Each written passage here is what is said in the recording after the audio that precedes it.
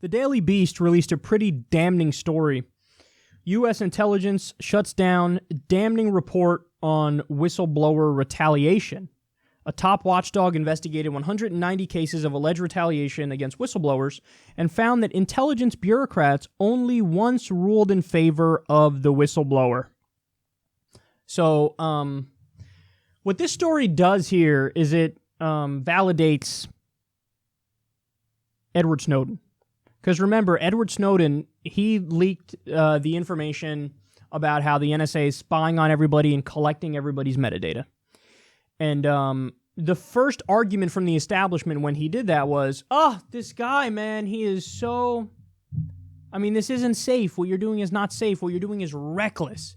Why wouldn't you go up the chain of command to try to get people to fix whatever problems you see? That's the argument that was made against him. Now, his rebuttal, which wasn't discussed, is, I did that. That's exactly what I did. I tried to talk to people. I tried to go, up the scale and get people to listen to me to enact reforms. None of them listened. And then he even did that with the media. Like, people are like, why wouldn't you go to a respectable outlet instead of going to Glenn Greenwald, who at the time he was with The Guardian, I think he was with The Guardian. But he did. He tried going to every, established outlet, and they were like, I don't know. We don't know if it's good to run this, because those outlets are, unfortunately, a little too buddy-buddy with our government. So they were like, we don't want our sources in the CIA and the NSA and whatever to get mad at us, so no, we're not going to run your story, Mr. Snowden. So he tried, and then he kept getting shut down. So he ended up having to go through The Guardian and Glenn Greenwald, and thank God Glenn Greenwald did the right thing. And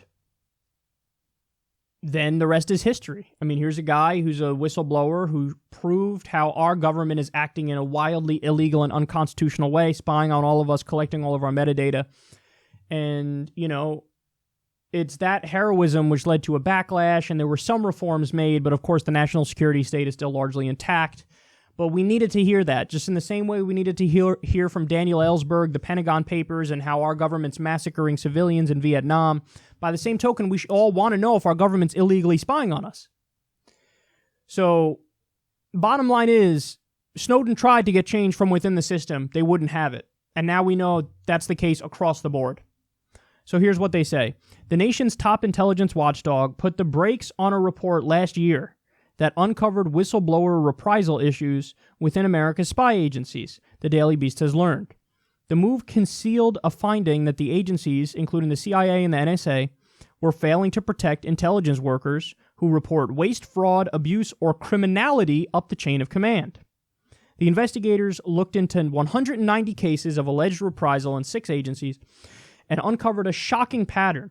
In only one case out of the 120 did the agencies find in favor of the whistleblower, and that case took 742 days to complete.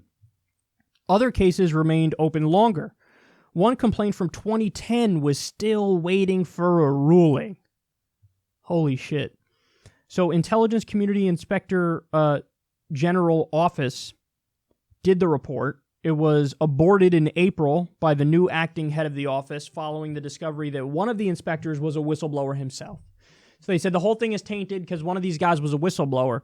But they go on to explain in the article exactly what happened with that guy. So he worked as part of the agency and he saw some problems. He reported it up the chain of command.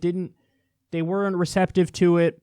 And he really wasn't willing to play ball. He said there was a lot of favoritism going on there and a lot of abuse of power.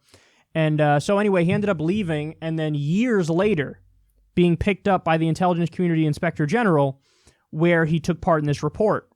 But they said, hey, since you were one of the whistleblowers who didn't get, who was basically snubbed, the whole report is tainted and we're not going to release it. Yeah, I would argue that the information in the report is still legitimate. And in fact, in the article, they go on to explain that this guy's colleagues described him as like he's a straight arrow. Like he's not, like he's a good dude and his motives are not impure, basically. So, yeah, look, I'm not surprised to read about this, but it's just to have it documented is a whole new level, because it just shows that anytime you start to think like, no, seriously, the NSA, the CIA, the FBI, they're like upstanding agencies that, you know, are only fighting for what's right and they care about law and order. And now, for example, there's been a rehabilitation of their image in liberal circles because, you know, there's some tension between the FBI and Trump, or the deep state and Trump. So there's been many Democrats who are like, well, we're on the side of our agencies. And it's like, well, no, I don't know why everybody doesn't take the position of Trump sucks and the CIA and the FBI and the NSA suck. Because they do. They all suck. You're allowed to have that take. You're allowed to think Trump is terrible and also the deep state is terrible, because they both are. You don't have to pick a side in their bickering. You could say you both are terrible. And this is further evidence of that. We know why Trump is bad with all of his horrendous policies.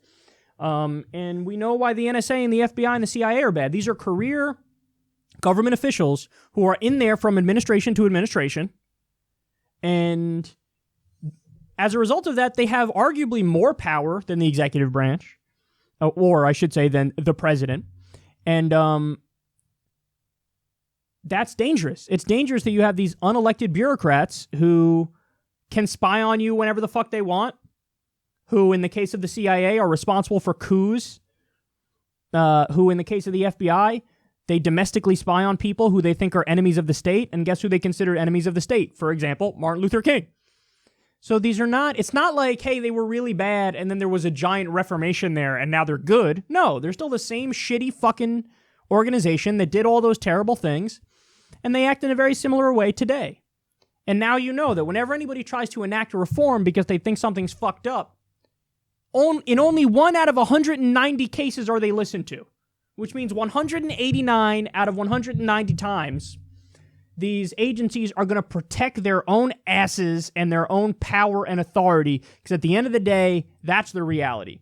Absolute power corrupts absolutely, and at the FBI and the CIA and the NSA, they're no exception.